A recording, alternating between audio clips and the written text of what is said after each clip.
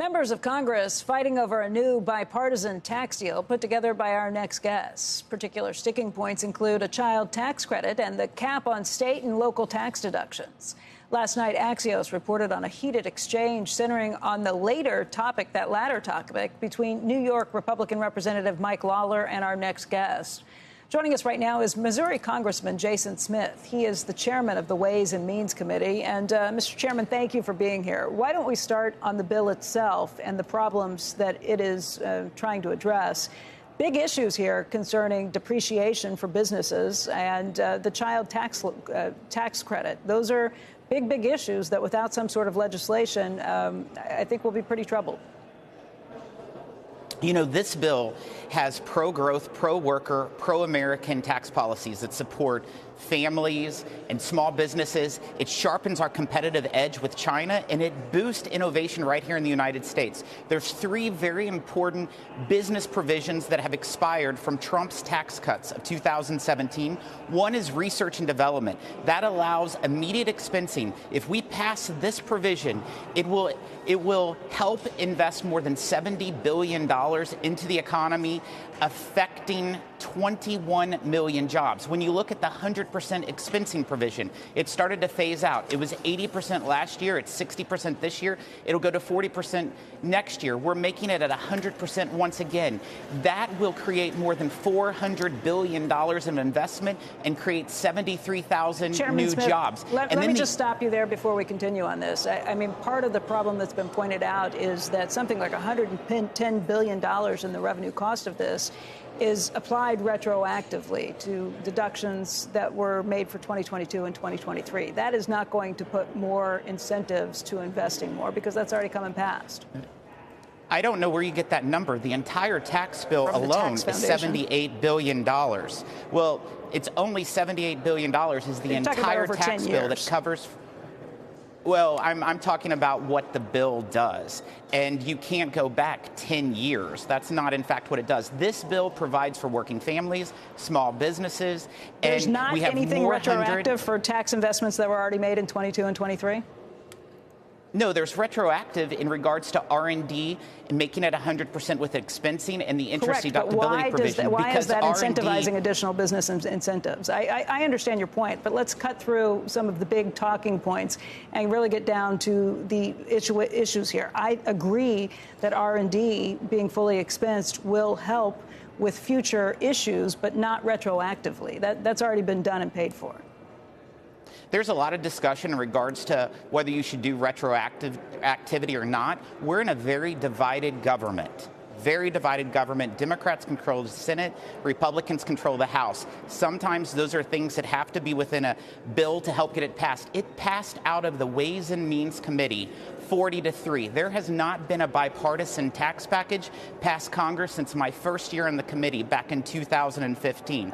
In order to make law in regards to tax policy, you have to make sure Republicans and Democrats will agree on it. And you're going to see a very high vote when this is taken to the floor. So let me ask, the kind of sound and fury around this that's been reported on this are some GOP critics who said that they weren't consulted on the negotiations.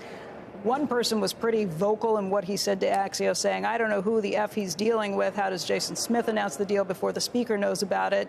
He negotiated this with the Senate and the Dems. Is this more of the same of what we've seen with just the overall Speaker of the House having so many problems trying to keep things in line with a very thin majority?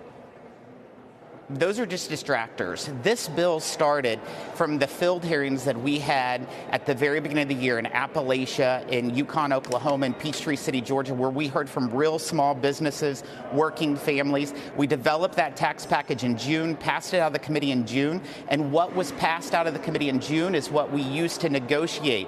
We had 171 Republicans in our conference that asked for these provisions to be included into a bill. That's why we negotiated. We moved forward. The Speaker's office was included in our negotiations for months.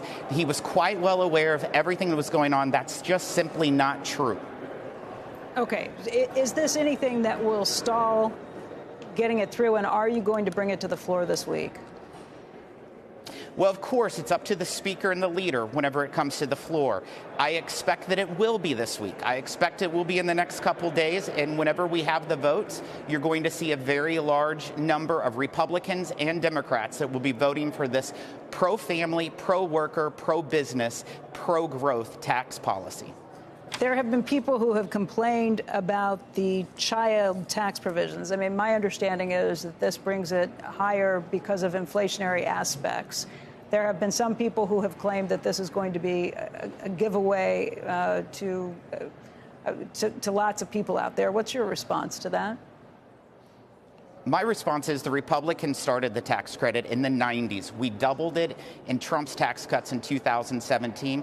And what we're doing here is enhancing it. We're indexing it for inflation for families who have been crushed by the cost of goods going up. We're making sure that there's no longer a penalty for families who have multiple children. Things that are pro-family, pro-growth. That's the policies that's within this bill. I think part of the issue is the refundability. It would increase that $1,600 limit on a refund if based on your earned income formula to $1,800. And the Wall Street Journal has been critical. Wall Street Journal opinion page, I should say, has been critical of the language around that, saying it could be a giveaway to people who shouldn't qualify for this. Trump's tax cuts in 2017 increased the refundability to $1,400, indexed to inflation. It is currently, as we stand, $1,700. It's not $1,600, it's $1,700. This bill increases it $100 every year over the next 3 years, just like what Trump's tax package did as well. Of course, the Wall Street Journal is not going to be favorable because this tax policy is focused on working families, small businesses, and Main Street, not Wall Street. Your opinion, though, is that this will pass when and if it's brought to the floor?